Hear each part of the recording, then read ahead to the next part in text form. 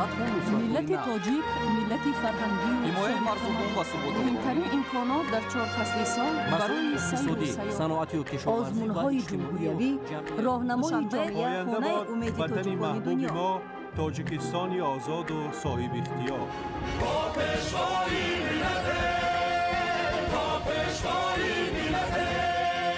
دوست باشید، اتفاق باشید، شکرانه همین دولت کنید، شکرانه همین سرزمین کنید، شکرانه کنید که چنین وطن عزیز و محبوب دارید.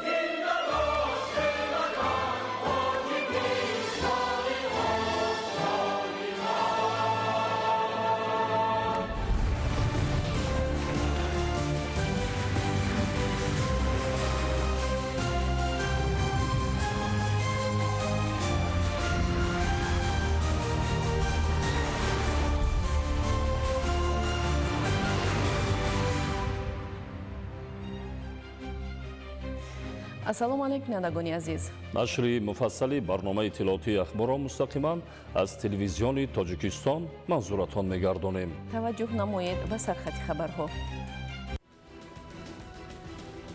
истиқлол заминаи пешрафти ҳар гӯшаи ватан. беш аз 30 сол мешавад ки Тоҷикистон дар роҳи бунёди давлатдории ҳуқуқбунёд бо ифтихор ва иродаи қавӣ ба сӯи ояндаи дурахшон пеш меравад. ободонӣ натиҷаи ҳамбастагии мардум ва иқдоми созанда, ҷабҳаи бузурги созандагӣ ба истиқболи ҷашни бузурги миллӣ 35-солагии истиқлоли давлатӣ. саломатии мардум дар меҳвари таваҷҷӯҳ. таҷдиди муассисаҳои тиббӣ ва беҳтарсозии инфрасохтор дар ноҳияи Мир Саид Али Ҳамадонӣ. ҳимояи ватан қарзи фарзандии мост. хизмат дар сафи қувваҳои мусаллаҳ рамзи шуҷоат ва садоқат ба ватан аст. шарҳи ин ва дигар хабарҳо дар нашри муфассали барномаи иттилоотии ахбор. истиқлоли давлатӣ гаронарзиштарин неъмат, ифтихору номуси ватандорӣ ва нишонаи возеҳи ҳувияту худшиносии миллӣ аст. дар шароити кунунӣ муҳимияти ин ганҷинаи муқаддас бештар гардида, ҳифзи он дар раванди пурпечутоби ҷаҳонишавӣ аҳамияти хос дорад. ҳаминак беш аз 3 даҳсола мешавад ки ҷумҳурии Тоҷикистон дар роҳи бунёди ҷомеаи демокративу ҳуқуқбунёд гомҳои устувор мегузорад.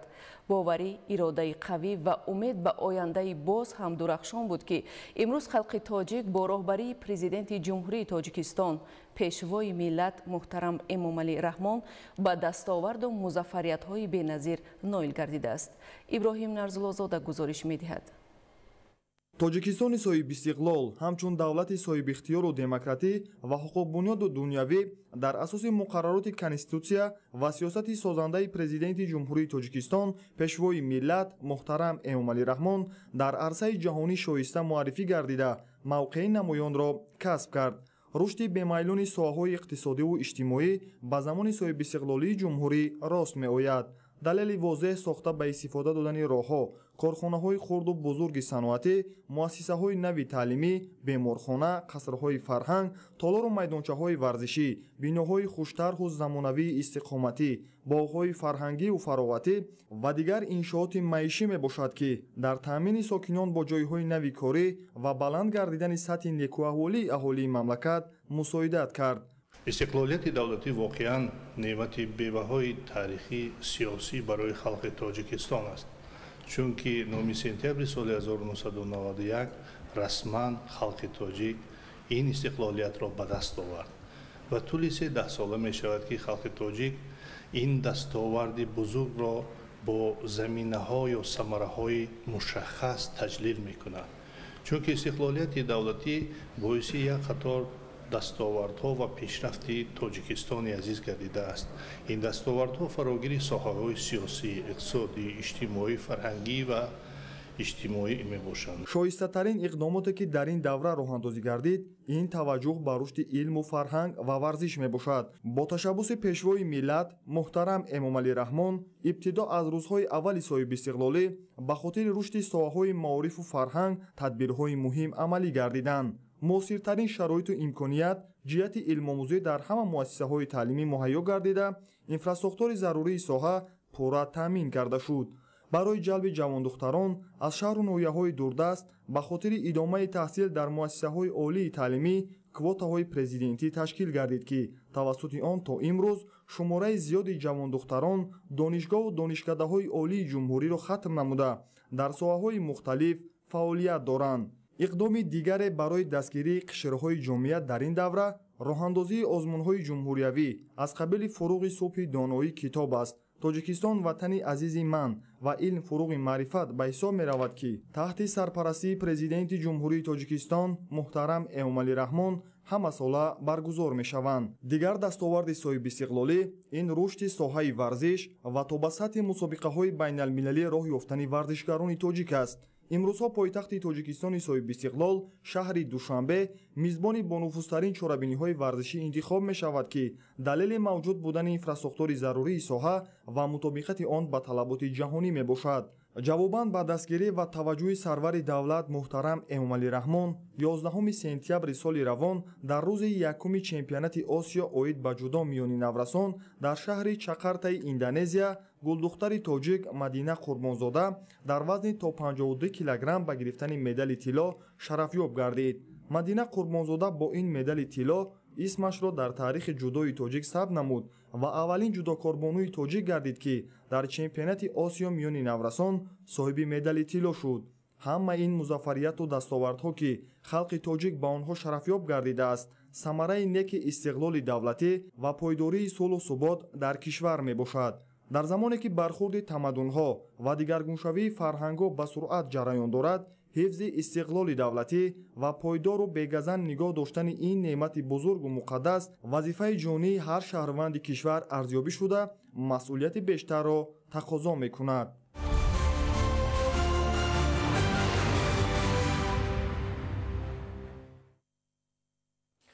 имрӯз дар шаҳри Душанбе таҳти раёсати муовини сарвазири ҷумҳурии Тоҷикистон раиси комиссияи ҷумҳуриявии озмун Дилрабо Мансурӣ ҷаласаи ситоди даври сеюми озмуни ҷумҳуриявии илм фуруғи маърифат баргузор гардид.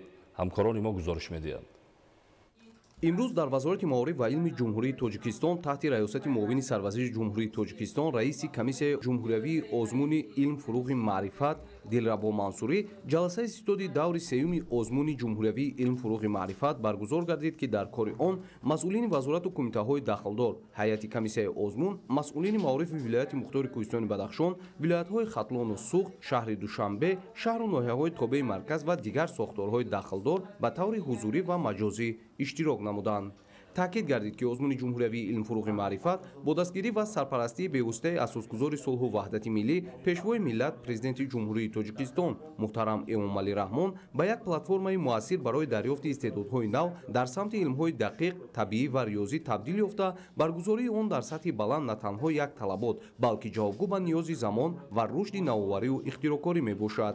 раиси комиссияи озмун афзуд, ки дар соли равон бо назардошти тамоюли афзояндаи ҷаҳонӣ ба самти рушди технологияҳои рақамӣ ва зеҳни сунъӣ ба номинатсияҳои озмун самти нав, зеҳни сунъӣ ва барномасозӣ илова карда шуда, ин иқдом заминаи муҳим барои рушди малакаҳои рақобатпазири ҷавонон ва ба вуҷуд овардани муҳити ҳавасмандкунанда дар байни наврасон, донишҷӯён, муҳаққиқон ва муҳандисон мебошад. сипас вазири маориф ва илм дар суханронии худ доир ба натиҷаҳои даври якум ва дуюми озмуни ҷумҳуриявии илм фуруғи маърифат дар соли 2025 маълумот пешниҳод намуда, афзоиши теъдоди довталабон, фаъол гардидани хонандагони муассисаҳои таълимӣ ва ҷалби бештари донишҷӯёнро дар самти илмҳои дақиқ, табиӣ ва номинатсияи нави зеҳни сунъӣ ва барномасозӣ аз нишонаҳои мусбати рушди муҳити илмӣ дар кишвар арзёбӣ кард. иттилоъ дода шуд, ки бо назардошти васеъ шудани доираи иштирок ва ҷалби қишрҳои гуногуни ҷомеа, шумораи ғолибон дар даври ҷумҳуриявӣ аз 132 ба 156 нафар расонида шуда, бо ташаббуси пешвои миллат муҳтарам Эмомалӣ Раҳмон, ҳаҷми умумии маблағҳои мукофотӣ низ дучанд афзоиш ёфтааст. маблағи умумии ҷудошуда аз фонди захиравии президенти ҷумҳурии Тоҷикистон 9 миллиону 220 ҳазор сомониро ташкил медиҳад, ки нишондиҳандаи эътибори хосаи давлат ба рушди илму маърифат ва пуштибонӣ аз истеъдодҳои нав мебошад. гуфта шуд, ки марҳилаи сеюм яке аз муҳимтарин зинаи озмуни мазкур буда, дар он танҳо иштирокчиёне роҳ меёбанд, ки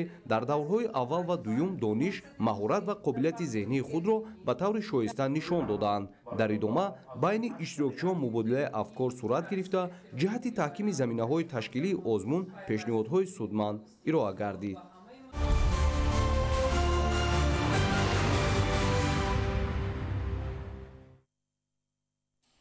استقلال واژه مقدس، نعمت به‌بها و دستاورد بزرگ ملت تاجیک است. 34 سال می شود که جمهوری تاجیکستان در راه بنیاد جامعه دموکراتی و حقوق بنیاد گام‌های استوار می‌گذارد و خلق تاجیک در پرتو سیاست پیشگرفته پیشوای معظم ملت محترم امامعلی رحمان به دستاورد و موفقیت‌های بی‌نظیر نائل می‌گردد. با مناسبت جشن 34 سالگی استقلال دولتی در شهر و ناحیه‌های کشور چاره‌بینی‌های عیدانه برگزار گردید. همکاران ما گزارش می‌دهند. در دهات پوشینگ ناحیه دنغره هم جشن 34 سالگی استقلال دولتی جمهوری تاجیکستان شایسته و خاطرمان تجلیل گردید.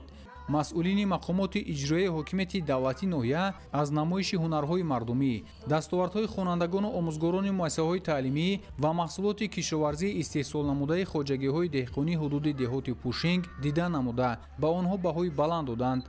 дар чорабинӣ имрӯза гуфта шуд ки истиқлолият шиносномаи давлати тоҷикон, санаи сарнавиштсозу муқаддас, рамзи саодату шуҷоат, ташаккули муносибатҳои сиёсӣ, иқтисодӣ, фарҳангӣ, амалисозии ҳадафҳои муҳими миллӣ ва омӯзиши таҷрибаи пешқадами аксар кишварҳои олам шинохта шудааст. маҳз тавассути дастгирию ғамхорӣ ва кӯшишҳои роҳбари давлат дар як фурсати кӯтоҳи вақт сокинони тамоми гӯшаву канори мамлакат ба якдиливу муттаҳидӣ ва сарҷамъӣ пардохта, пай ободониву созандагӣ ва дар маҷмӯъ ба хотири беҳдошти шароити рӯзгори худ камари ҳиммат бастанд. сокинони деҳоти пушинг зери суруду таронаҳои дилнишини аҳли фарҳанги ноҳия ва сарояндагони шинохтаи кишвар бо шукргузорӣ аз тинҷиву осоиштагии меҳан то дербоз рақсу хурсандӣ намуданд. сокинони ҷамоати деҳоти себистони ноҳияи данғара ҷашни истиқлоли давлатиро бо шукӯҳи хоса таҷлил намуданд. кормандони ташкилоту корхонаҳо, омӯзгорону хонандагони муассисаҳои таълимӣ ва сокинони осоиштаи деҳоти себистон бо хотири болидаву идона тавассути роҳпаймоӣ ба макони баргузории чорабинӣ ҷамъ омаданд. бонувони ҳунарманд аз 5 рӯстои ин деҳот бо намоиши ҳунару дастовардҳояшон аз қабили дузандагию бофандагӣ, таомҳои миллӣ ва пешкаши дигар суннату анъаноти аҷдодӣ бо шукргузорӣ аз тинҷиву осоиштагӣ дар ин чорабинӣ иштирок намуданд. хонандагони муассисаҳои таълимии ҳудуди деҳоти себистон бо дастовардҳои назаррас ширкати фаъол намуда ба масъулин китобҳои дар давраи таътили тобистона мутолиа намудаашонро муаррифӣ намуданд. шеъру суруд ва рақсҳои ҷолиби хонандагони муассисаҳои таълимӣ ва тарбиятгирандагони муассисаҳои томактабии ҳудуди деҳоти себистон чорабинии имрӯзаро рангинтар намуд. фараҳу шодии сокинони ин деҳоти доманакӯҳ бо суруду таронаҳои аҳли фарҳанг то шомгоҳон идома ёфт. дар охир масъулини мақомоти иҷроии ҳокимияти давлатии ноҳия ҷамъомадагонро ба муносибати 34-умин солгарди истиқлоли давлатӣ таҳният гуфта, як зумра кормандони фаъоли ҷамъияти деҳоти себистон, соҳибкорони ободгар ва омӯзгорони муассисаҳои таълимиро бо сипосномаҳо ҳавасманд намуданд. чун дигар шаҳру ноҳияҳои ҷумҳурӣ дар ноҳияи ёвони вилояти хатлон низ бо эҳсоси фараҳу шодмонӣ сокинон 34-умин солгарди ҷашни истиқлоли давлатии ҷумҳурии тоҷикистонро истиқбол намуданд.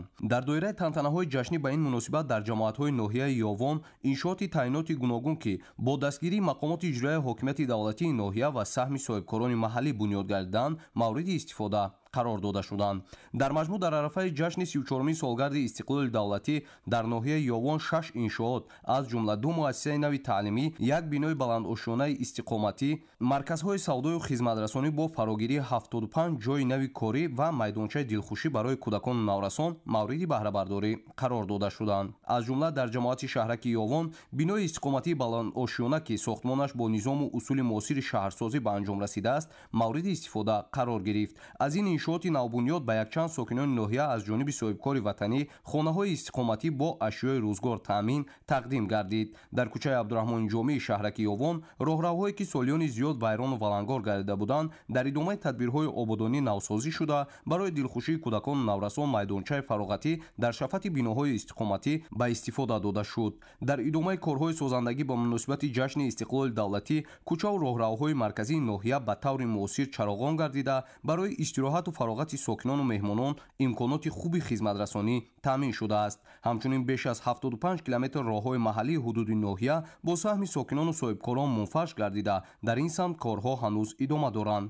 тантанаҳои ҷашнӣ ба муносибати 34-умин солгарди истиқлоли давлатӣ бо дидан кардани меҳмонон аз намоиши ҳунарҳои мардумӣ ва дастовардҳои соҳаҳои гуногун оғоз гардид. сокинони ноҳия бо рӯҳияи болида ва ҳарфи шукрона ба лаб ба истиқболи шоистаи ин ҷашни муқаддасу миллӣ дастранҷи хешро ба намоиш гузошта намунаи ҳунарҳои дастӣ, маҳсулоти саноатӣ ва таомҳои миллиро муаррифӣ карданд. ба муносибати 34-умин солгарди ҷашни истиқлоли давлатӣ дар ноҳияи Ёвон чорабинии тантанавӣ баргузор гардид. дар ҷараёни тантанаҳои ҷашнӣ ба якчанд нафар кормандони мақомоти иҷроияи ҳокимияти давлатии ноҳияи Ёвон ва кормандони касбу кори гуногун медалу ифтихорномаҳо тақдим карда шуданд. барномаи рангини фарҳангӣ ки бо иштироки кормандони бахши фарҳанги ноҳияи Ёвон ва ҳунармандони шинохтаи ҷумҳурӣ таҳия гардида буд, ба фазои ҷашнӣ ҳусни дигар зам кард. дар он шеъру таронаҳои ватандӯстона, саҳнаҳои ҷолибу хотирмон ва намоиши театрӣ кунонидашуда манзури иштирокчиён гашт. дар фарҷоми чорабинии фарҳангӣ мушакпаронии зебои пешкаши сокинон ва меҳмонони ноҳия гардид. бахшида ба таҷлили арзанда 34-умин солгарди ҷашни нодиру сарнавиштсоз истиқлолияти давлатии ҷумҳурии Тоҷикистон дар толори раёсати вазорати корҳои дохилӣ дар вилояти мухтори Кӯҳистони Бадахшон чорабинии тантанавӣ баргузор гардид. дар чорабинӣ роҳбарият ва ҳайати шахсии ҷузъу томҳои мақомоти корҳои дохилӣ дар вилоят иштирок намуданд. қайд гардид ки имрӯз аксари давлатҳои ҷаҳон сулҳу амнияти Тоҷикистонро намунаи ибрат медонанд. аз ин рӯ ҳар як сокини кишвар бояд ин неъмати бузурги миллиро ҳифз намуда онро маҳфуз нигоҳ дорад. қайд гардид ки вазъияти пуртазоди ҷаҳон имрӯзҳо моро водор месозад ки дар пойдору ҳифз намудани сулҳу суботи кишвар ва пойдории истиқлолияти мамлакат саҳмгузор бошем. дар фарҷоми чорабинии тантанавӣ барои зоҳир намудани маҳорату малакаи баланди касбӣ, сари вақт иҷро намудани вазифаҳои хизматӣ ва ба муносибати 34-умин солгарди истиқлоли давлатии ҷумҳурии Тоҷикистон як қатор кормандони мақомоти милисияи Бадахшон бо нишони сарисинагӣ, аълочи милитсия, медалҳои ҷашнӣ барои далерӣ, садоқат барои хизмати шоён, рутбаҳои навбатии ҳайати калони роҳбарикунанда ва сипосномаҳову раҳматномаҳо, ифтихорномаҳои фахрӣ дар вазъияти тантанавӣ сарфароз гардонда шуданд. расидан ба истиқлоли сиёсӣ ва таъсис додани давлати соҳибихтиёр бузургтарин, муқаддастарин ва муҳимтарин падидаи таърихи муосири халқи тоҷик мебошад. ин рӯйдоди беназир ҳамчун оғози таҳаввулоти бунёдӣ дар сарнавишти миллати бостонии тоҷик заминаи устувори худшиносии миллии мардуми моро фароҳам оварда ба хотири ҳифзи манфиатҳои миллӣ ва оғози ташаббусҳои созанда омили муттаҳидсоз гардид. бо дарки аҳамияти истиқлоли давлатӣ масъулини агентии таъминоти амволи махсуси назди ҳукумати ҷумҳурии Тоҷикистон низ ҳамоиши идона созмон доданд. чорабинии ҷашнӣ бо иштироки роҳбарият, кормандон ва меҳмонон аз сохторҳои гуногун доир гардид. дар раванди ин ҳамоиши ҷашнӣ ба кормандони содиқи ин ниҳод мукофотҳои давлатӣ ва рутбаҳои олии ҳарбиро роҳбарияти агентӣ ва намояндаи ҳукумати ҷумҳурии Тоҷикистон дар вазъияти тантанавӣ тақдим намуданд. ҷои таъкид аст ки таҷлил намудани ин сана пеш аз ҳама эҳтирому арҷгузорӣ ба моҳияти истиқлол ва суботу оромӣ дар кишвар аст ва маҳз дар доираи талошҳои пайгирона ва заҳматҳои хастанопазири президенти ҷумҳурии Тоҷикистон кишвари мо рушд намуда дар тамоми бахшҳо дастовардҳо назаррасанд ва ҳоло дар мамлакат шароити арзандаи кору фаъолият муҳайё гардидааст. дар идома аҳли зиёи кишвар низ доир ба арзиши истиқлоли давлатӣ ва аҳамияти он баромад намуданд.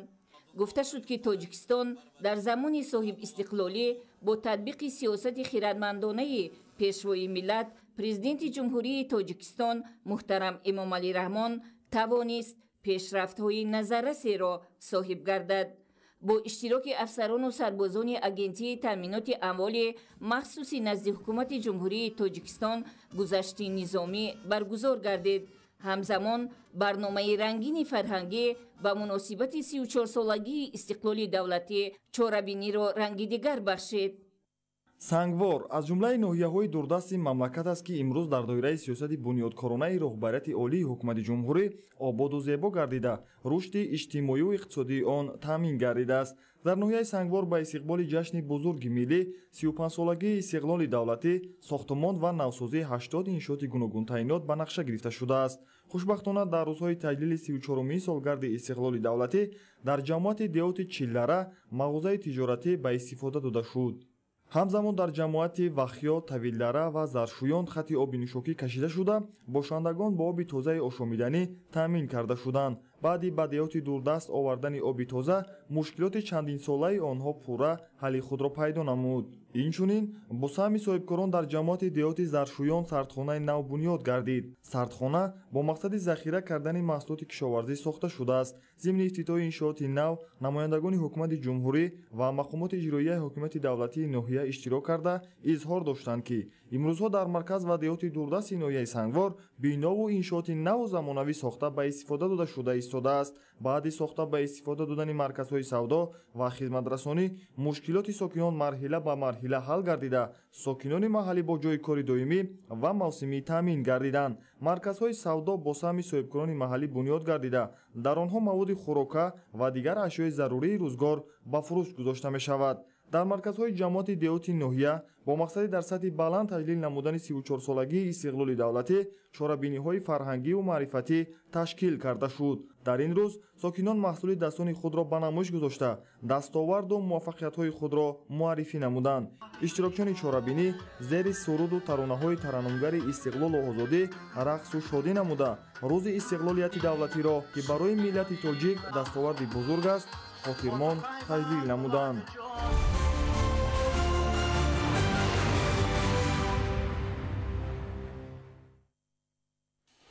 با مقصد تطبیق سیاست سازنده و بنیادکارانه راهبریت عالی مملکت و در دایره تدبیرهای آبادانی و سازندگی در شهر حصار یک قطار انشاءات مهم اجتماعی مورد بهره برداری قرار گرفتند.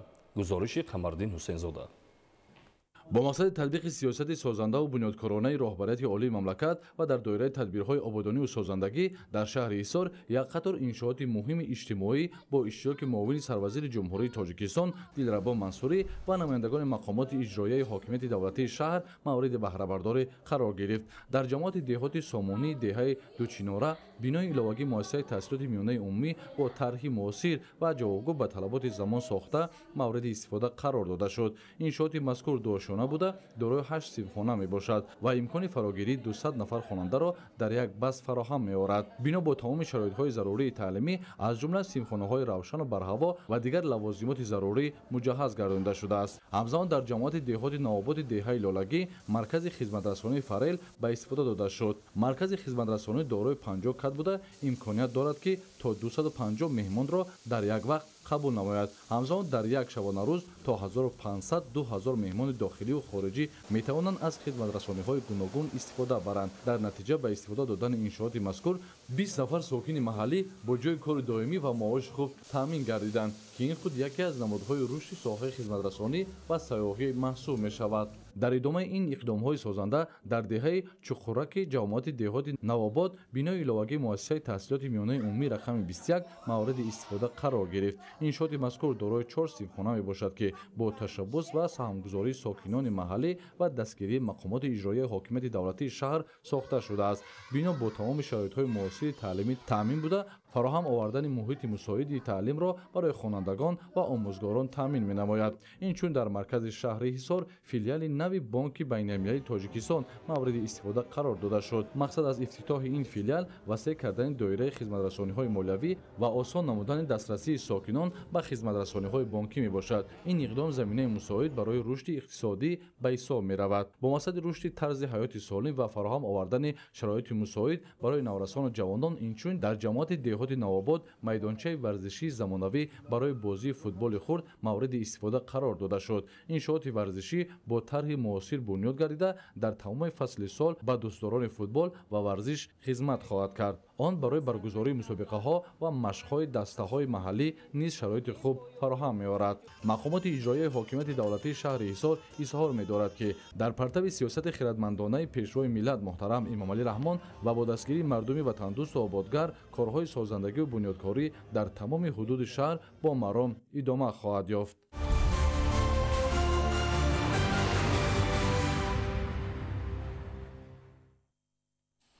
таҳризии нақшаву чорабиниҳои ободонӣ ва дар амал татбиқ намудани он натиҷаҳои дилхоҳро барои сокинон фароҳам овард.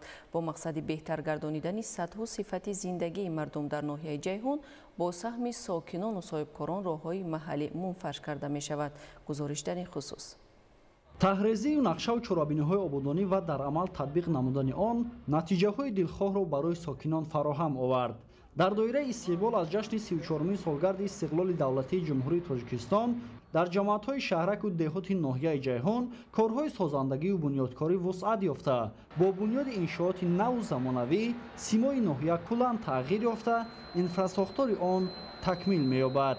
бо мақсади беҳтар гардонидани сатҳу сифати зиндагии мардум, мақомоти иҷроияи ҳокимияти давлатии ноҳия ва дар якҷоягӣ бо соҳибкорону сокинони маҳаллӣ бунёду азнавсозии роҳҳои маҳаллиро ба роҳ монда, ҷиҳати равои ҳамагуна воситаҳои нақлиёт имконоти мусоид фароҳам меоранд. дар ин замина дар ҷамоати деҳоти ваҳдати миллӣ бо истифода аз имконот ва тавассути ҳашари дастаҷамъонаи сокинон роҳи маҳаллии ҳудуди ҷамоатро таъмиру мунфарш намуда истодаанд.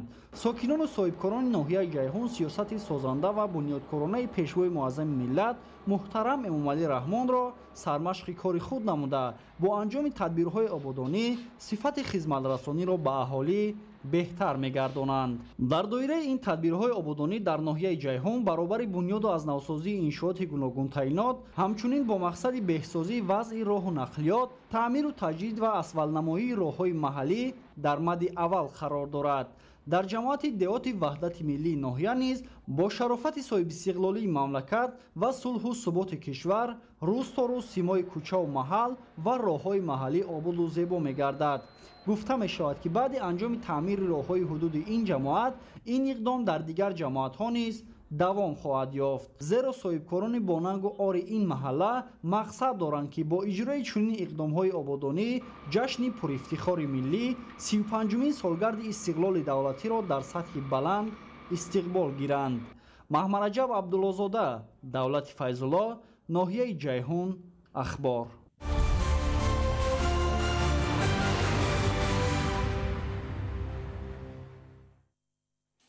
дар се минтақаи шаҳри Хуҷанд бунёди хати обу корес оғоз гардид.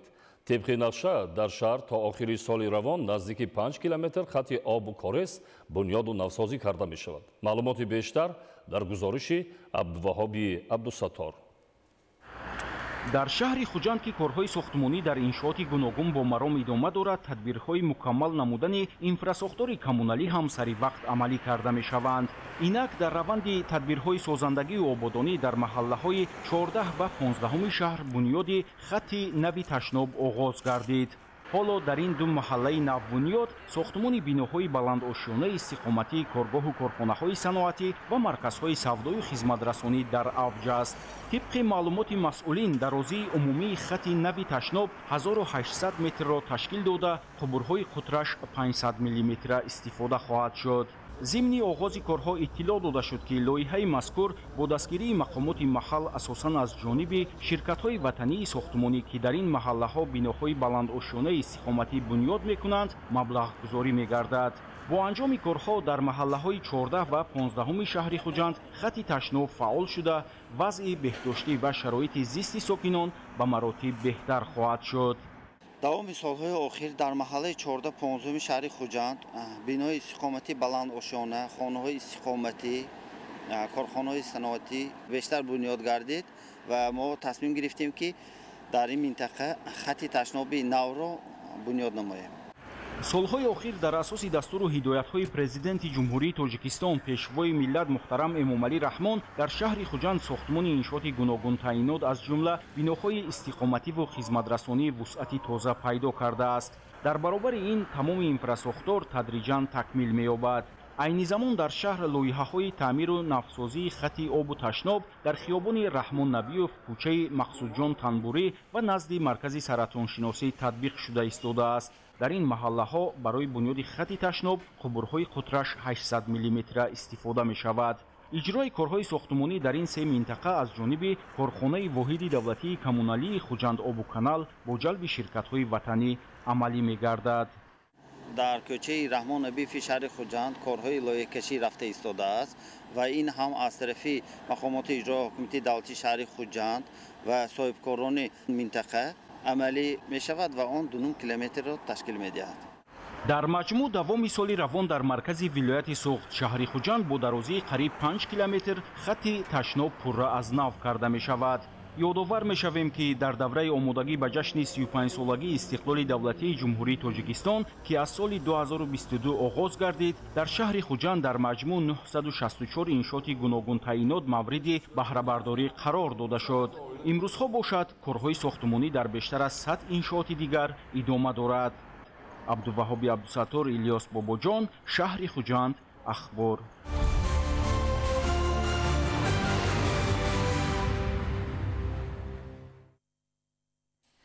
дар баробари рушди дигар самтҳои сайёҳӣ, туризми табобатӣ дар вилояти мухтори Кӯҳистони Бадахшон дар ҳоли рӯ ба рушд аст.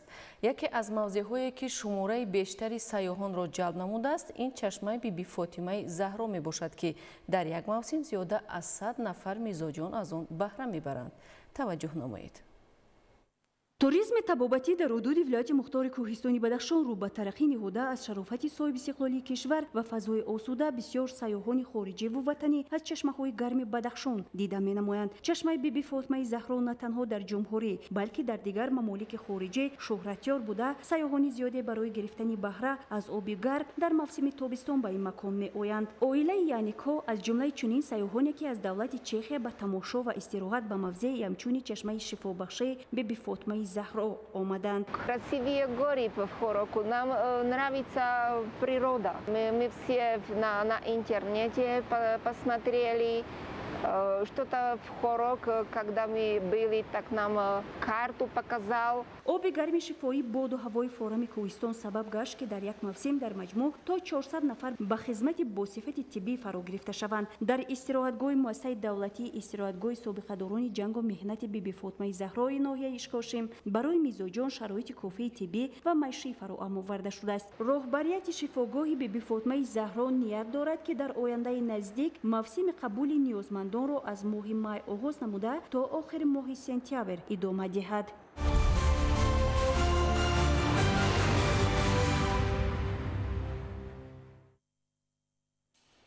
дар шаҳри Ваҳдат ба ҳар хонадони тоҷик сокинон 2 ҷилд шоҳномаи асари безаволи Абулқосим Фирдавсӣ тақдим карда шуд. дастрасии китоби мазкур имконият медиҳад ки аҳли ҷомеа ҷиҳати иштирок дар озмуни ҷумҳуриявии шоҳномахонӣ ки бори аввал соли 2026 доир мегардад роҳ ёбанд. гузориши Муҳаммадалӣ Абдукарим дар ин хусус. соли 2026 дар Тоҷикистон озмуни ҷумҳуриявии шоҳномахонӣ баргузор мешавад. тақдими асари безаволи шоҳномаи алома Абулқосим Фирдавсӣ аз номи пешвои муаззами миллат муҳтарам Эмомалӣ Раҳмон ба сокинони шаҳри Ваҳдат ҳамчун армуғони идона дар ҷашни истиқлолияти давлатӣ арзёбӣ карда мешавад. матлаби асосии ин шоҳасар ситоиши тарғиби ватанхоҳиву ватандӯстӣ, тараннуми истиқлолу озодӣ, ташвиқи баробарии инсонҳоро дар бар гирифтааст ки баъд аз 1000 сол дар рӯзгори имрӯзаи мо низ аҳамияти хоса дорад. фалсафаи волои Фирдавсӣ моро аз гузаштагонамон огоҳ сохта барои наслҳои имрӯзу фардо сабақи омӯзанда ва ибратбахш медиҳад. сокинони шаҳри Ваҳдат ин иқдоми наҷиб ва фарҳангпарваронаи сарвари давлат муҳтарам Эмомалӣ Раҳмонро дар баробари дигар ташаббусҳои созандаашон аз ҷумла нашр ва тақдими асари барҷастаи алома Бобоҷон Ғафуров Тоҷикон ба ҳар як хонавода муҳиму саривақти арзёбӣ менамоянд ва иброз медоранд ки ин асари безаволи шоҳнома метавонад барои боло рафтани ҳисси худогоҳиву хештаншиносии ҳар сокини кишвар хидмат карда барои тарбияи насли бедору созанда ҳамаҷониба мусоидат намояд. Маҳмадалӣ Абдукарим, Аюби Маҳмурод, Ваҳдат, Ахбор.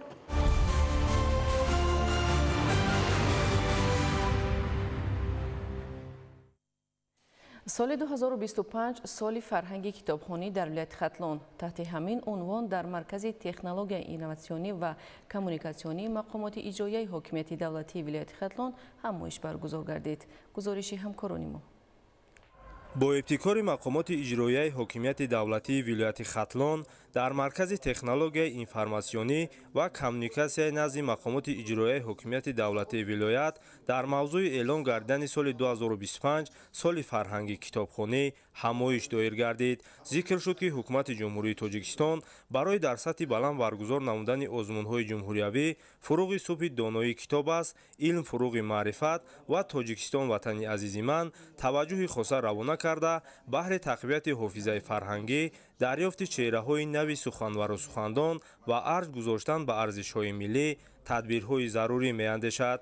мавриди зикр аст ки баргузории озмунҳо нишон дод ки шавқу ҳаваси на танҳо хонандагону донишҷӯён, балки омӯзгорону кормандони фарҳангу санъат, намояндагони ҳама зинаҳои таҳсилот, магистрҳо ва намояндагони касбу кори гуногун ба мутолиаи асарҳои манзуму мансур афзун гаштааст. пешвои миллат муҳтарам Эмомалӣ Раҳмон пайваста таъкид менамоянд ки ҷавонони имрӯза бояд ҳамқадами замон бошанд, бештар ба илмҳои дақиқ ва аз худкунии технологияи информатсионӣ рӯ оваранд, зеро дар замони ҷаҳонишавии илму техника донистани технологияи муосир ҳатмӣ ва зарур аст. дар ҳамин замина мақомоти иҷроияи ҳокимияти давлатии вилояти Хатлон тасмим гирифт ки зиёда аз 10 000 нусха китобҳои бадеиро дар шакли электронӣ ки дар хотираи доимӣ сабт гардидааст ба ҳар як муассисаҳои таҳсилоти миёнаи умумӣ ройгон тақсим намоянд. минбаъд дар ҳама муассисаҳои таълимии вилояти Хатлон китобхонаи электронӣ таъсис дода мешавад ки барои таълиму тарбияи босифат ва рӯ овардан ба китобхонӣ мусоидат мекунад. дастрас гаштани китобҳои электронӣ барои иштироки хонандагон дар озмунҳои фуруғи субҳидонии китоб аст илмфуруғи маърифат заминаи хубе фароҳам хоҳад овард. чунин имконият барои китобхон гардидани насли ҷавон ва иштирок дар озмунҳои сатҳи ҷумҳуриявӣ заминаи воқеӣ хоҳад гузошт. Саидшоҳи Муродалӣ, Искандари Саид, шаҳри Бохтар, Ахбор.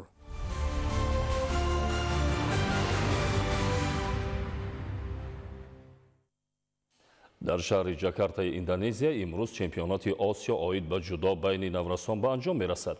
Тоҷикистонро имрӯз Рошид Неъматов, Бобоҷон Шаропов дар вазни то 73 кг ва Абубакр Абдуҷалилзода дар вазни то 81 кг намояндагӣ карданд. ҳар се варзишгарони мо ба гирифтани нишонҳои фахрии мусобиқа даст ёфтанд. ҳамкорони мо гузориш медиҳанд. дар рӯзи дуюми чемпионати Осиё оид ба ҷудо миёни наврасон Рошид Неъматов дар вазни то 73 кг даври аввалро озод паси сар карда дар даври 8 ниҳоӣ бо Кадекдви Виная аз Индонезия даст ба гиребон шуд. фаъоли Бобоҷон аз аввал эҳсос гардид, дар бахши кор дар замин аз ҳарифаш вазари ситонда, сипас вазариро ба иппон мубаддал гардонд ва ба даври баъдӣ роҳ ёфт.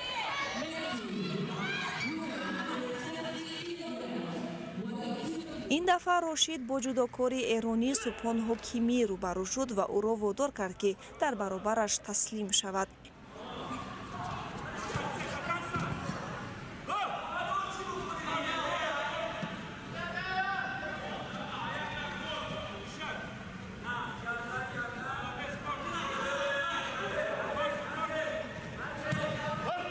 ин ҷудокори мо дар даври ниманиҳоӣ бо Егор Криволапов сабқат намуда дар вақти тиллоӣ бо дарёфти 1 юко ғолибиятро соҳиб шуд. Бобоҷон Шаропов дар вазни то 73 кг рақиби якуми худ Су Яо аз Тайпей Чинро ноком сохт. ӯ сараввал бо як вазари пешсаф гардид. дар идома низ ташаббусро ба даст гирифта боз ҳарифашро афтонд ва соҳиби имтиёзи иппон шуд. дар даври чорякниҳоӣ Шаропов бо намояндаи Қазоқистон Давлаткерей Сейфил рақобат намуда нерӯсанҷии дуру дароз кард. дар сонияҳои охири вақти асосӣ Шаропов рақибашро дар ҳолати осайкоми моҳирона нигоҳ дошта пирӯз гардид.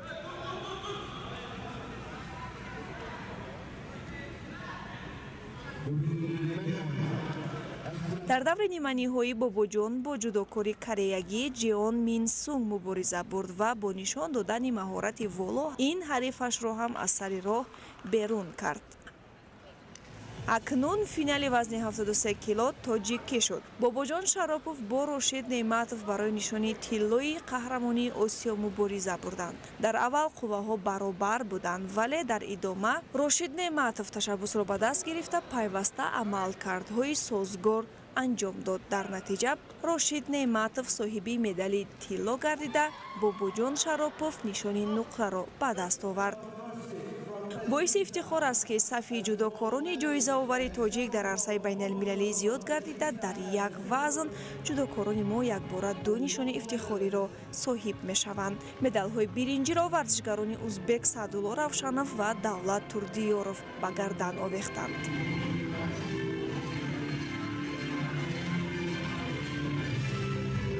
охири намояндаи кишвари мо дар қаҳрамонии осиёи наврасон Абубакр Абдуҷалилзода дар вазни то 81 килограмм нишони биринҷӣ ба даст овард. дар даври аввал Абубакр бо намояндаи Кувайт Туркию Али Назир рақобат кард ва ин ҳарифашро ноком намуд. дар даври чоракниҳоӣ аз Ҷеюн Сими кореягӣ Абубакр шикаст хӯрд ва ба даври тасаллобахш рафт.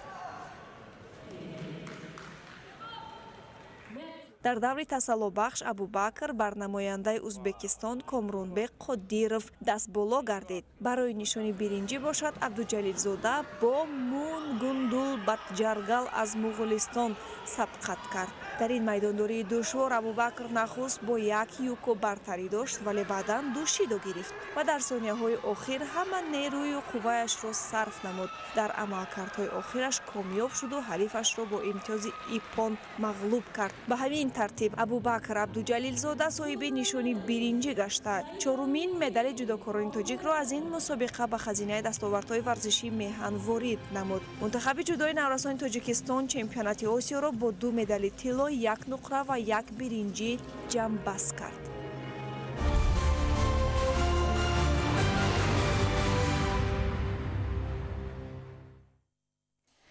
аввалин медали Тоҷикистон дар ҷоми Осиё оид ба шамшербозӣ. дар шаҳри Тошканди Узбекистон ҷоми Осиё оид ба шамшербозӣ миёни наврасон ба анҷом расид. тими мунтахаби Тоҷикистон оид ба шамшербозӣ миёни наврасон дар ҳисоби даставӣ дар риштаи рапира медали биринҷӣ ба даст овард.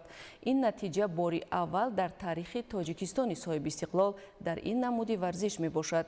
ҷумҳурии Тоҷикистонро дар ин мусобиқа 3 варзишгар Муродова Саъдия, Муродова Сумайя ва Насима Аниса намояндагӣ карданд. идомаи ахбор. дар ноҳияи Ёвон бо мақсади иҷрои саривақтии дурнамои истеҳсолӣ ва беталаф ҷамъоварӣ намудани ҳосили пахта кишоварзон азм доранд ки аз тамоми имкониятҳо мавҷуда ва бо истифода аз боду ҳавои мусоид натиҷаи заҳмати худро ҷамъоварӣ ва ба корхонаҳои коркарди пахта интиқол диҳанд. гузориши Саидшоҳи Муродалӣ ва Искандари Саид дар ин хусус. вилояти Хатлон яке аз минтақаҳои гармтарини мамлакат маҳсуб ёфта баҳри кишту парвариши ашёи хуми ватанӣ аз ҷумла пахта мутобиқ мебошад. аз ин лиҳоз хоҷагиҳои пахтакори он ҳамасола дар даҳо ҳазор гектар замин кишти ин зироати техникиро ба роҳ монда ҳосили фаровон ба даст меоранд. ин мавсим дар ноҳияи Ёвон майдони умумии кишти пунбадона 10485 гектарро дар бар гирифта, аз ин 2567 гектараш кишти зери плёнка мебошад. тавре зикр шуд нашунамо ва ҳосилбандии имсолаи ниҳолони пахта назар ба солҳои пеш хубтар буда дар чинаки аввал аз 15 то 20 сентинери ҳосил ба даст оварда истоданд. масъулини мақомоти иҷроияи ҳокимияти давлатии ноҳия пайваста нақшачорабиниҳо оиди саривақту беталаф ҷамъоварӣ гардидани ин ашёи хуми стратегӣ тартиб дода фаъолони ин маъракаи муҳими саҳроиро бо тӯҳфа ва мукофотҳои пулӣ ҳавасманд мегардонанд. нақшаи дурнамои ноҳия 24500 тонаро ташкил дода то имрӯз 1126 тонна пахта ҷамъоварӣ карда шудааст. мо айни ҳол дар ҷамоати шаҳраки ҳаёти нав ҳузур дорем ки нақшаи муқаррар гардида дар ин ҷамоат 9950 тонна буда айни ҳол 583 тонна пахта ҷамъоварӣ кардааст ки ин баробар ба 5.7% дурнамо мебошад. истеҳсол ва коркарди пахта дар ноҳия агар аз як ҷониб дар баланд гардидани сатҳи иқтисодиёти хоҷагиҳо боис гардад, аз ҷониби дигар дар рушди босуръати соҳаи саноати кишвар мусоидат менамояд. корхонаҳои коркарди пахта дар ноҳияи Ёвон мавсими ҷорӣ пурра омода гардида ҳамарӯза дастранҷи хоҷагидоронро қабул ва коркар намуда истоданд.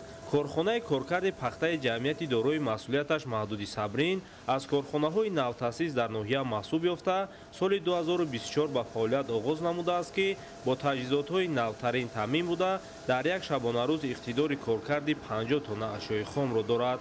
то имрӯз ба корхонаи мазкур аз ҷониби хоҷагиҳои пахтакори гирду атроф 270 тонна пахта ворид гардида коркар шудааст. Барои саривақт коркар ва банду баст кардани ин ашёи хоми стратегӣ дар ин корхона 40 нафар сокини маҳаллӣ бо ҷои кор таъмин гардида, масъулин ният доранд ки бо вусат гирифтани маъракаи пахтасупорӣ сафи коргаронро боз ҳам бештар намоянд. Саидшоҳи Муродалӣ, Искандари Саид, Ноҳияи Ёвон, Ахбор.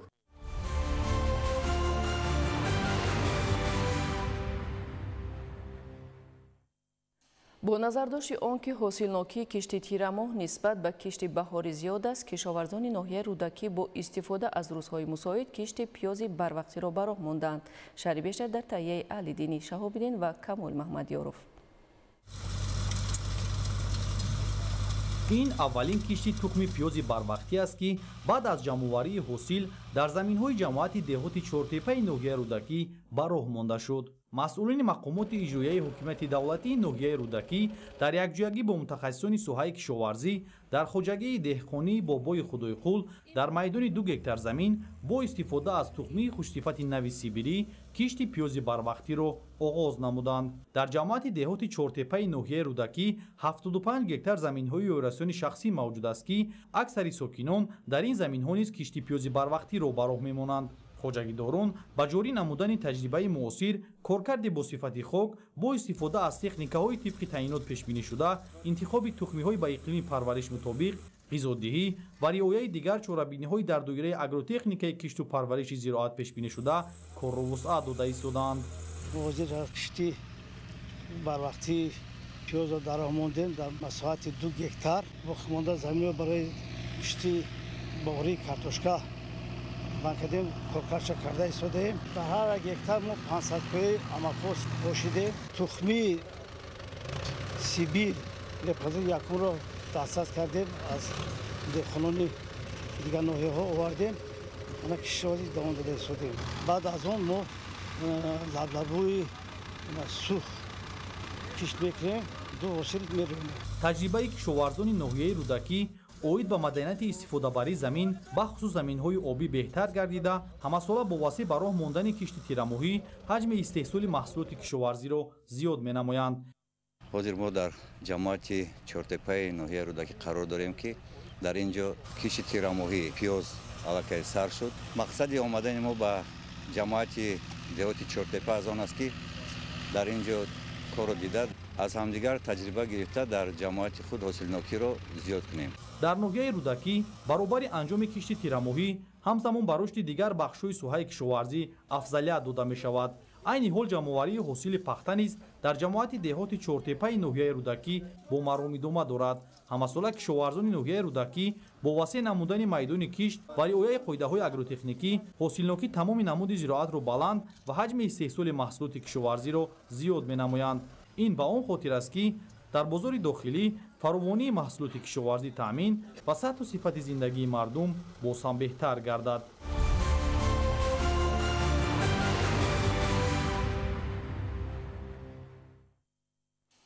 тақвияти амалҳо дар роҳи коҳиш додани бемориҳо ки аз рӯи таҷрибаи бой ва бо такя ба имконоту иқтидори табиии Тоҷикистон муаррифӣ мегардад, аллакай бо натиҷаҳои назаррас баҳогузорӣ мешавад. усулҳои муосир ва самарабахш, инак масоили марбут ба бемориҳои гастроэнтерологӣ ва гепатология имрӯз бо ҷалби мутахассисон ва коршиносони сатҳи байналмилалӣ дар шаҳри Душанбе баррасӣ гардид. Фахриддини Муҳаммад Юсуф гузориш медиҳад. равишҳои муосир дар табобати бемориҳои гастроэнтерология ва гепатология олимони соҳавиро аз Федератсияи Россия, Озарбойҷон, Гурҷистон, Ӯзбекистон ва дигар ҷумҳуриҳои дорои таҷрибаи бою самаранок дар ин самт дар Тоҷикистон ҷамъ овард. ҳамин тариқ ҳамоиши олимони соҳаи тибқӣ дар шакли конфронси илмӣ амалӣ дар мавзӯи вазъи муосир ва дурнамои рушди гастроэнтерология ва гепатология барпо гардид, бо муайян намудани омилҳои асосии пайдошавии бемориҳо, роҳҳои табобат, муҳимтар аз ҳама пешгирии онро муаррифӣ намуд.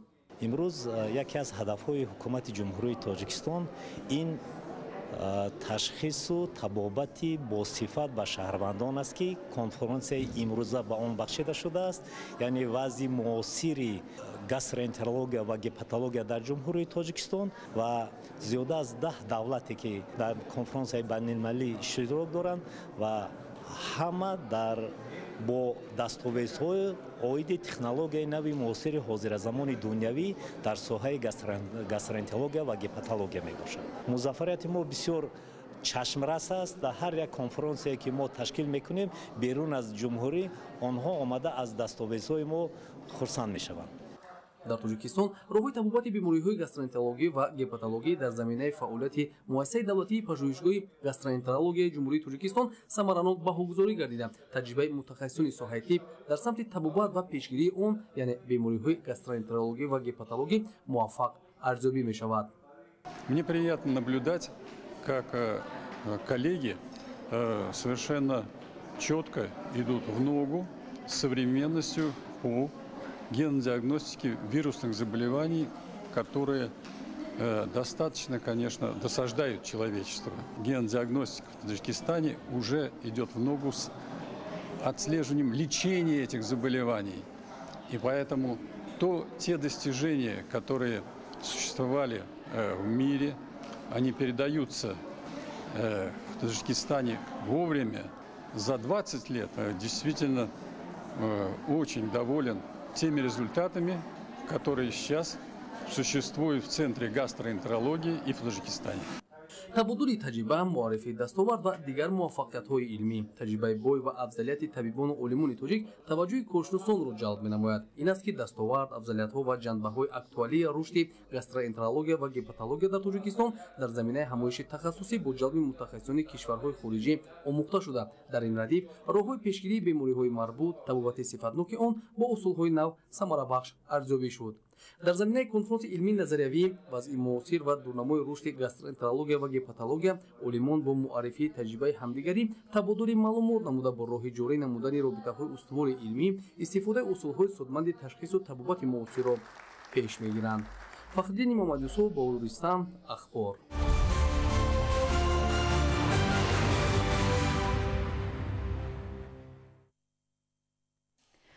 дар баробари бунёду навсозӣ шудани роҳҳои мошингузар инчунин таҷдиди беморхона ва фаъолияти марказҳои ташхисиву табобатии сатҳи маҳал дар ноҳияи Мир Саидалӣ Ҳамадонӣ роҳандозӣ гардидааст. Ин ҳама нишони рушди соҳаи тандурустӣ ва ба маротиб беҳтаршавии таъмини инфрасохтори сатҳи маҳал мебошад. гузориши Олим Носирзода дар ин хусус. дар ноҳияи Мир Саидалӣ Ҳамадонӣ ба рушди инфрасохтори сатҳи маҳал таваҷҷӯҳи махсус равона шудааст. таъмиру навсозӣ шудани бинои сеошёнаи беморхонаи рақами 1 дар деҳаи Файзободи ҷамоати деҳоти Дашти Гуло ҷиҳати беҳтарнамоии сатҳи хизматрасониҳои тиббӣ ба аҳолӣ мусоидат намуда дар заминаи дастгириҳои доимии ҳукумати мамлакат ва тадриҷан рушд кардани соҳаи тандурустӣ дар ноҳия фароҳам омадааст. طبق معلومات بیمارخانه مذکور که نزدیک 40 سال اینجانب فعالیت دارد با مقصد فراهم ساختن شرایط معاصر شروع از سال 2024 از حساب مبلغ‌های بودجه محلی و سهامگذاری‌های صاحبکاران روند تعمیر و مجهزگردانی داخل بنا آغاز گردیده تا حال نزدیک 80% کارهای ساختمانی با صفت بلند انجام یافتند. طبق نقشه کارهای باقی مانده تا استقبال جشن 35 سالگی استقلال دولتی به اتمام رسانیده می شود. عین زمان بیمارخانه دارای 65 کت بستر نمایی بوده از 5 شعبه عبارت است، از جمله شعبه تولد، کودکانه، امراض درونه، جراحی و شعبه یاری تعجیلی. مطابق با زمان معاصر تعمیر و مجهزگردانی اتاقهای کاری و حجره‌های قبول بیماران شرایط تشخیص و طبابت در سطح ضروری مهیا کرده شده است. ما طبیبان مینداری خودمان با پیشروی ملت محترم امام رحمان میرسانیم که همیشه با ما دستگیری مینماید با ساحه تندرستی. ما طبیبان همیشه کوشش میکنیم که برای سطح صفت خدمت رسانی خوب رساندن به اهالی از امکانات‌های مساعد ثمربرانه استفاده بریم. تا یک چند سال پیش در بیمارخانه ما امکانی بعضی بیماری‌ها را طبابت کردن نبود.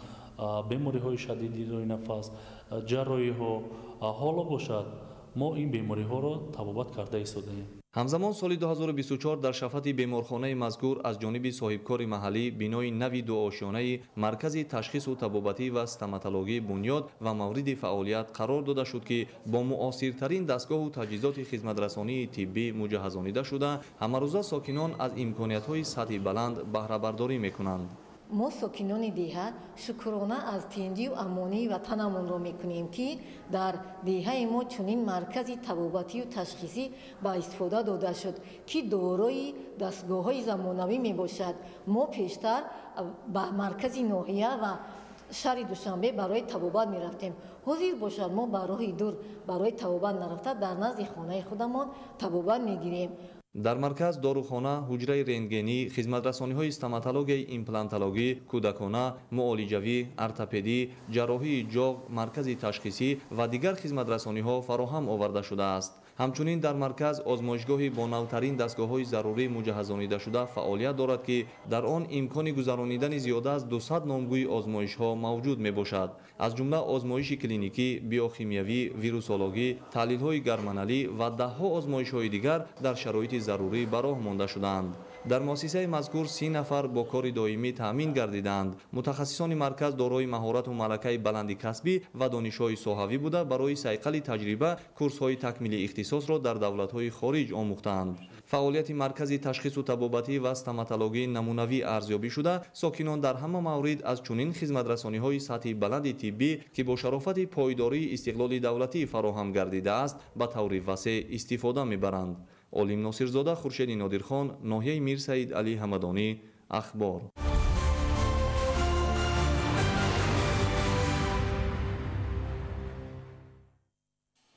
дар ноҳияи Рашт вохӯрии муовини раиси ҳизби халқии демократии Тоҷикистон бо фаъолону сокинони ноҳияи Рашт баргузор гардид. гузориш дар ин хусус. пеш аз оғози ҷаласа дар толори қасри фарҳанг намоиши дастовардҳои ташкилотҳои ибтидоии ҳизбӣ ба марази тамошо гузошта шуд, ки намояндагони ҳизби халқии демократии Тоҷикистон ва дигар меҳмонон аз он дидан карданд. бо мақсади иҷрои дастуру супоришҳои раиси муаззами ҳизби халқии демократии Тоҷикистон муҳтарам Эмомалӣ Раҳмон, ки аз ҷаласаи васеъи кумитаи иҷроияи марказии ҳизби халқии демократии Тоҷикистон аз 17 июли соли 2025 бармеояд, дар толори кохи фарҳанги ноҳияи ҷаласаи корӣ баргузор гардид.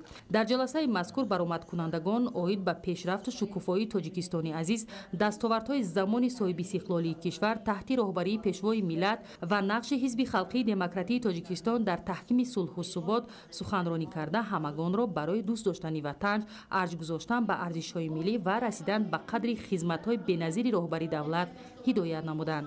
дар ҷаласаи муовини раиси ҳизби халқии демократии Тоҷикистон оиди корбарӣ намуданд дар самти маориф, сохтмони муассисаҳо ва фарогирии кӯдакон ба ин муассисаҳо аз худ кардани барномаи таълимӣ, саҳми назарраси омӯзгорон дар таълиму тарбия, омода намудани кадрҳои баландихтисос, нақши оила дар пешрафти ҷомеа, бекоршавии акти никоҳ, ҷинояту ҷинояткорӣ дар байни ҷавонон, омода намудани ҷавонон ба ҳаёти оилавӣ, тарбияи дурусти фарзанд, иҷрои дастуру супоришҳои роҳбари давлат дар самти забономӯзӣ, ҷалби онҳо, озмунҳои фанӣ, аз худ кардани технологияи ҳозиразамон ва дигар масъалаҳои мубрамирӯз суханронӣ намуданд.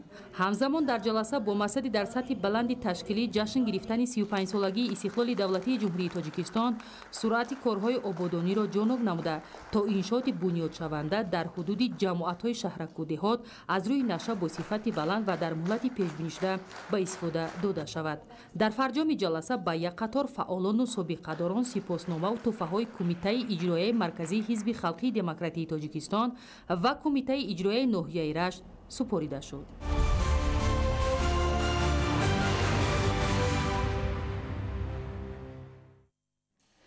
бо мақсади баландбардоштани фарҳанги шаҳрнишинӣ, риояи талаботи маромномаи сокини пойтахт, тарбияи ҳарбӣ ва ватанпарастии ҷавонон, риояи талаботи қонунҳои миллӣ ва таблиғи арзишҳои соҳибистиқлолӣ бо соҳибкорони бозори деҳқони шаҳри Душанбе вохӯрӣ анҷом дода шуд. гузориши ҳамкорони мо.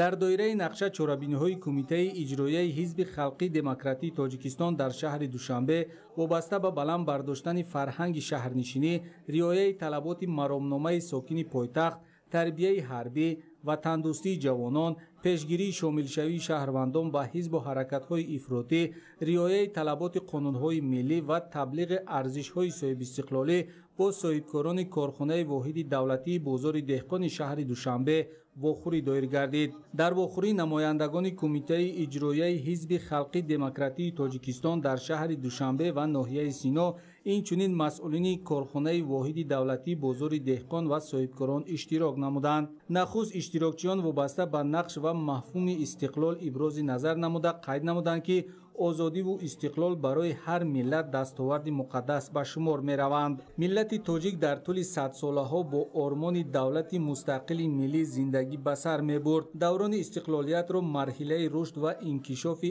андешаи ҳуқуқии инсон низ номидан мумкин аст. маҳз дар ҳамин давра ба таври расмӣ дар сатҳи конститутсия инсон ҳуқуқ ва озодиҳои ӯ арзиши олӣ эълон гардид. ҳамзамон вобаста ба риояи талаботи маромномаи сокини пойтахт, фарҳанги шаҳрнишинӣ, эҳтиром ва риояи меъёрҳои конститутсия, татбиқи босамари қонунҳои миллӣ, пойбанд нагаштан ба таассуб ва хурофот, ҳифзи арзишҳои миллӣ, устувории оилаҳо, махсусан оилаҳои ҷавон, тарғиби либоси миллӣ миёни занон ибрози назар карда шуд.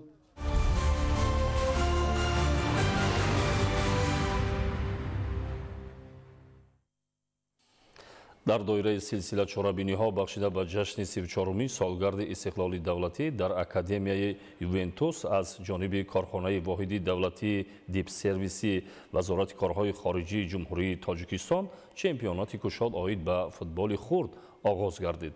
шарҳи бештар дар мавзӯи ҳамкорони мо.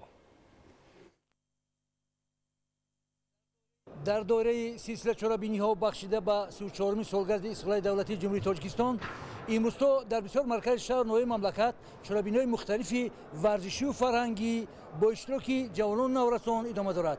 аз ҷумла дар пойтахти ватанамон шаҳри зебои Душанбе низ як қатор чорабиниҳои варзишию фарҳангӣ баргузор гардиданд.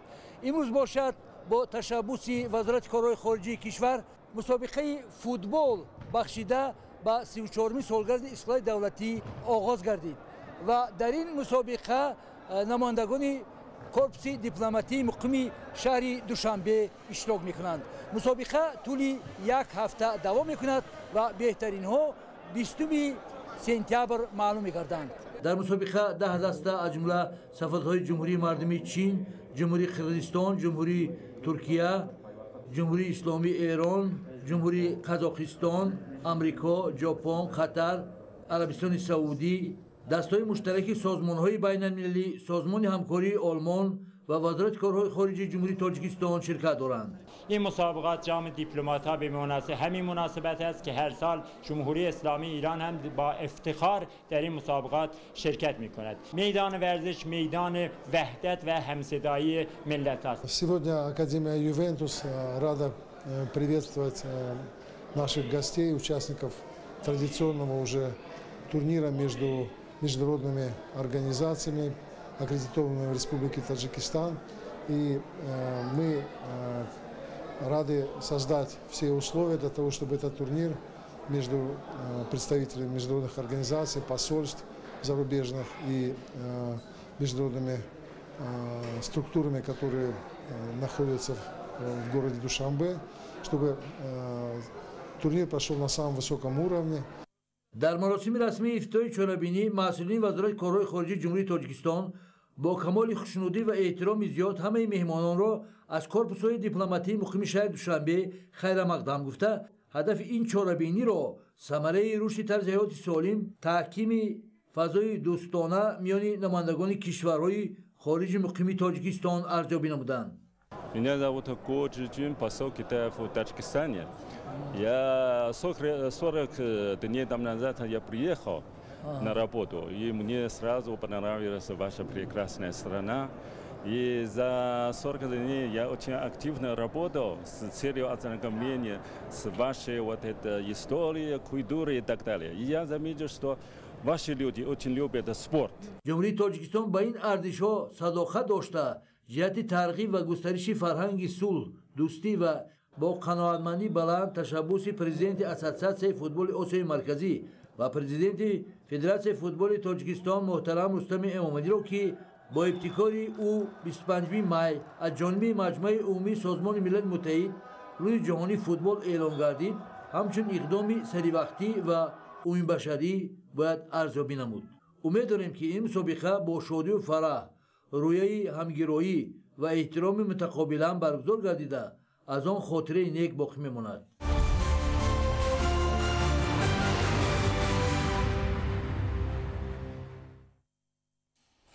бинандагони азиз, ин буд нашри муфассали барномаи иттилоотии ахбор. و شما زندگی آباد و آسایش‌تر رو تمنا داریم. سلامت باشید.